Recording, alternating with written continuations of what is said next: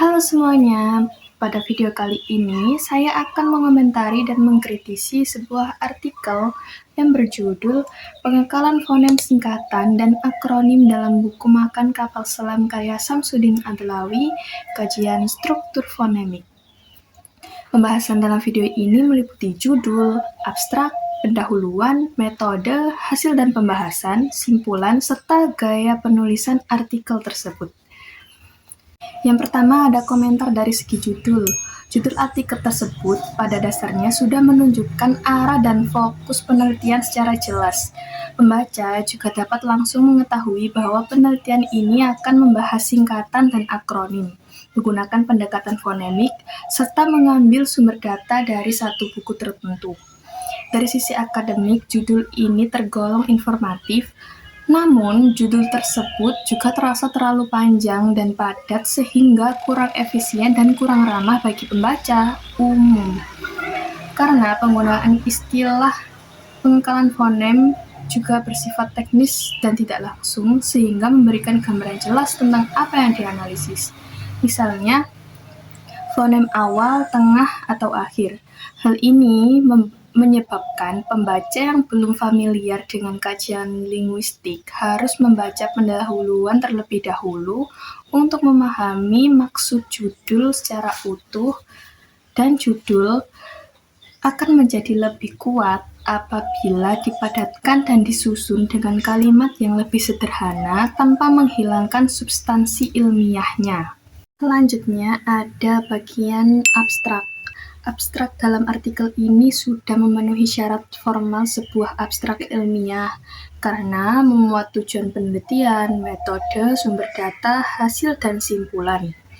Bahasa yang digunakan juga cukup jelas dan mudah dipahami, terutama bagi pembaca yang terbiasa membaca artikel ilmiah.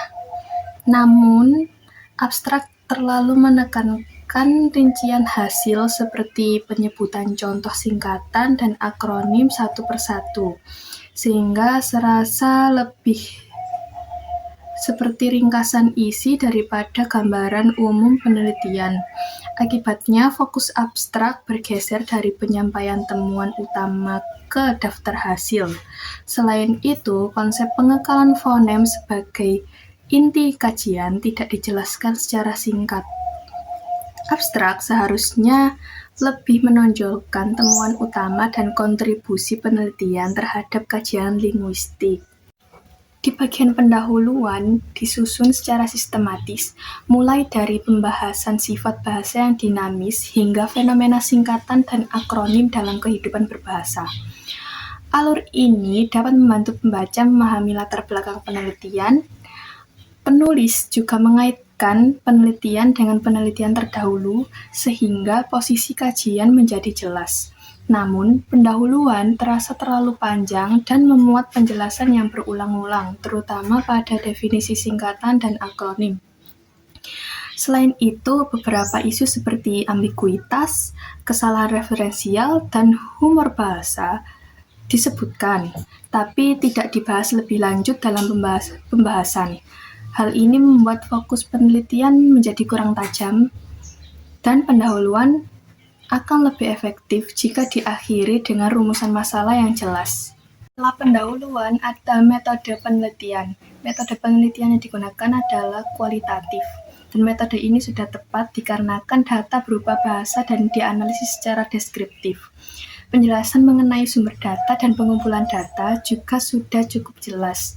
Namun, bagian metode masih terlalu umum dikarenakan lebih banyak menjelaskan teori metode kualitatif dibandingkan penerapannya dalam penelitian tersebut. Penulis juga belum menjelaskan secara rinci proses pemilihan data, penentuan singkatan dan akronim, serta tahapan analisis pengekalan fonem. Akibatnya, pembaca belum memperoleh gambaran jelas tentang proses analisis yang dilakukan.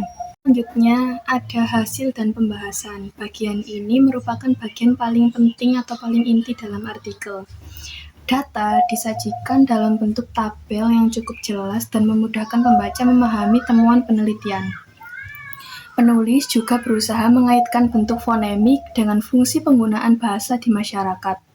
Namun, terdapat beberapa kelemahan mendasar seperti ketidakkonsistenan istilah, misalnya penggunaan kata sinonim yang seharusnya singkatan. Selain itu, beberapa analisis bersifat subjektif, seperti penyebutan akronim, yang dianggap lucu atau menarik tanpa dukungan teori linguistik. Pembahasan dalam artikel ini juga kurang seimbang karena ada data yang dibahas panjang, sementara data lain dibahas sangat singkat. Di bagian simpulan, sudah menjelaskan hasil dan penelitian dengan cukup jelas dan sesuai tujuan penelitian. Penulis juga menyampaikan jumlah singkatan dan akronim serta pola pengakalan fonem yang ditemukan. Namun, simpulan masih sebatas pengulangan hasil penelitian dan belum menjelaskan arti penting temuan tersebut bagi kajian bahasa atau pembelajaran bahasa. Selain itu, dalam simpulan ini tidak terdapat saran untuk penelitian selanjutnya, padahal kajian ini masih dapat dikembangkan. Yang terakhir ada gaya penulisan dan bahasa yang digunakan dalam artikel tersebut. Dalam artikel ini, bahasa yang digunakan cukup mudah dipahami dan tidak terlalu rumit. Gaya penulisannya juga tidak terlalu kaku, namun masih banyak ditemukan kesalahan ketik, ejaan yang tidak konsisten, serta kalimat yang terlalu panjang di beberapa bagian. Gaya penulisan terasa lebih seperti tulisan populer dibandingkan artikel ilmiah. Jika kalimat dipersingkat dan istilah diseragamkan, artikel ini akan menjadi lebih jelas dan rapi. Terima kasih sudah melihat video saya. See you next time. Bye-bye.